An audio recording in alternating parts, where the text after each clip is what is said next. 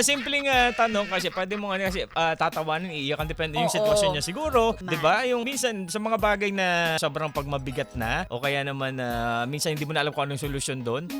Wala, magdadasal ka lang, iiyak ka lang, tapos pagkatapos noon, may kasamang dasal 'yun. Gagana yung pakiramdam mo, Oo, 'di ba? may mga phase talaga kapag dumadaan tayo sa problema, na minsan kailangan mo talagang iyakan muna eh. Kailangan mong pagdaanan muna yung stage ng buhay mo na iiyak ka talaga. Oo. Saka kapag naka-move on ka na at kahit papaano natatanggap mo na ng konting yung sitwasyon, minsan matatawanan mo na lang din. Oo, 'di ba? Tsaka yung pag-iyak, hindi yan yung nangangahulugan na mahina ka. Oo. 'Di ba? Hindi yun ganoon eh. Baka yung iba ang pangintindigan na, ay, wala, umiyak siya. Alam mo, may mga tao na akala nila malakas sila dahil hindi sila umiiyak. Pero alam mo, minsan kailangan mo ring ipakita yan. Kung malakas ka talaga, bakit hindi mo mapakita yung iba't ibang klase ng emosyon na meron Oo, ka? wala ka pala eh. Oo, Ay, bakit inaway. Oo, di ba? Bakit natatakot ka na ipakita yung ganitong klase ng side mo? Ayaw mo man, pero kung saan nang lumalabas yung luha sa'yo, pero pagkatapos nun, gagaan na yung pakiramdam mo. Oo, Makakapag-isip ka ng maayos, di ba?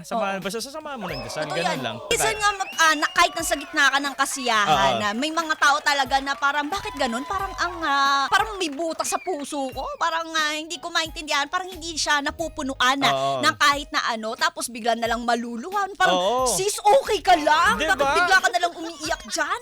Tayo'y nom-nom dito. Oo, Nagkakasiyahan yung pala, tayo. may pinagdadaan ng mabigat. Oo. Naghahanap lang pala ng kaibigan. Kasi kung sosolohin mo yung bigat ng problema nga naman, pero kung na-share mo, naiiyak mo sa kaibigan mo, huwag ka mahiya. Kung meron ka kaibigan naman na dapat, di Huwag ka naman kang siguro. mahihiya. Totoo Oo. yan.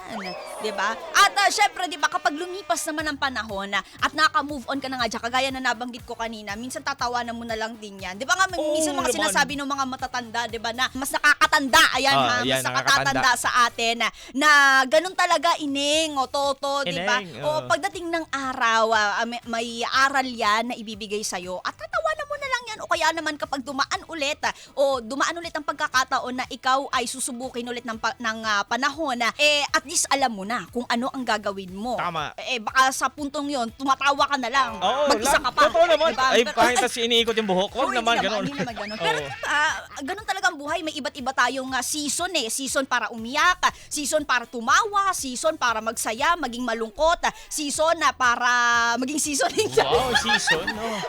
Season para maging season. Maging pampasarap, season para maging masarap, gano'n. Diba? Ay, maganda yun, no? Season para maging masarap. Oo.